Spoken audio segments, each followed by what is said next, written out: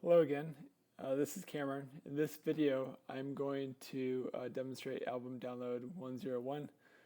I'm going to submit it to the web Chrome store this evening after I record this demonstration, and it goes well. So this is hot off the press. I fixed the bug in 100 regarding the licensing that I added this last weekend when trying to launch the product. Okay, so um, so I'm on a virtual machine. It's a Windows machine, and I'm going to give the demonstration on this machine. So Chrome extensions. So normally you would install the application from the Chrome Web Store, but I have a development build that I am installing. So I turn on developer mode, and I've already downloaded it and I've unpacked it. It's here in this folder.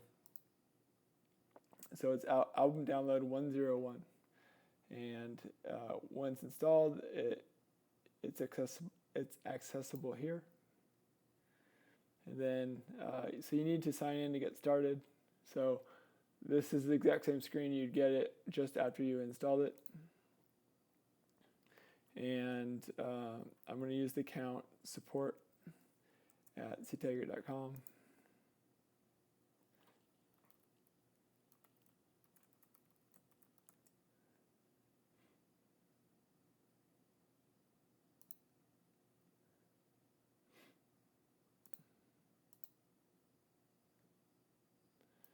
Where'd that screen go? Here it is.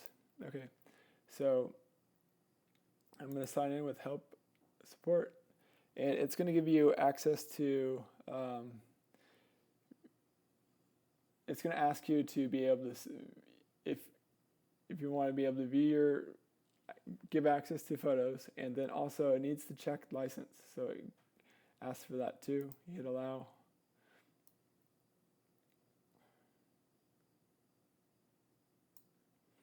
All right, so I am in. This particular account that I'm using doesn't have any albums of itself, but I've shared two trimmed down albums with it from my personal account. I didn't want to display the hundreds of albums that I have, personal albums, but for demonstrations, I'm switching to shared albums. So just one of the features, I'm going to hold down Control to click here so that I don't navigate away from this app. But if you click on the picture, it'll actually take you to the album. So this is the album in Google Photos. If you owned this album, you could click Edit, and then you could rearrange the photos.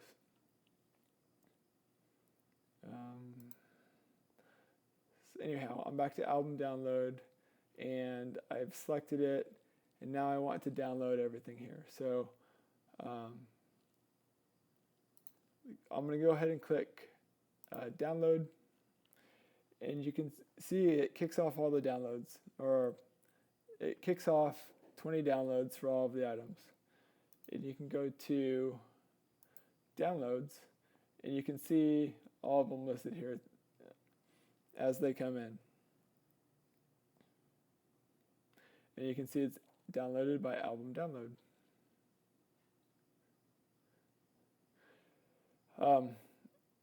When it's downloaded, you want to launch File Explorer. So you can click that icon and go to your downloads folder. And here you'll see all of the items downloaded. But what we want to do is we want to switch our view so that we can see them and sort them alphabetically. So click View and click Details, and then on Details you can sort them alphabetically. So what album download does is it basically puts a suffix on so that you can have them sorted. And then you can take these and you can upload them to Facebook, or you can upload them to whatever site or tool you're using, and they are in sorted order. So I downloaded Chiang Mai, so it's got a bunch of videos. You can see the videos are in MP4 format, and the pictures are in JPEG.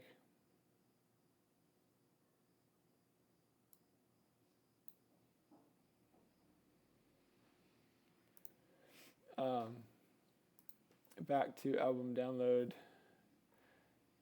So yeah, I mean that's the main gist of it.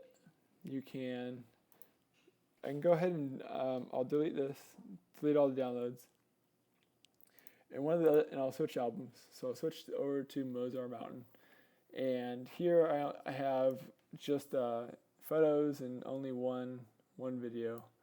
But what I'm going to do is give a demonstration of, say, max width. So if you want to download and you want to have 400 pixels be the max width for all of the photos, you can just click 400, click download of the 17 photos, and you're going to have all of those downloaded in your downloads folder.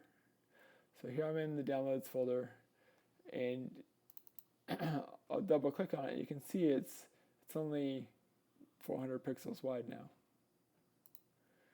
So so that's an option. You can do the same thing with width. And then you can also crop them in case you wanted to actually have it be a square.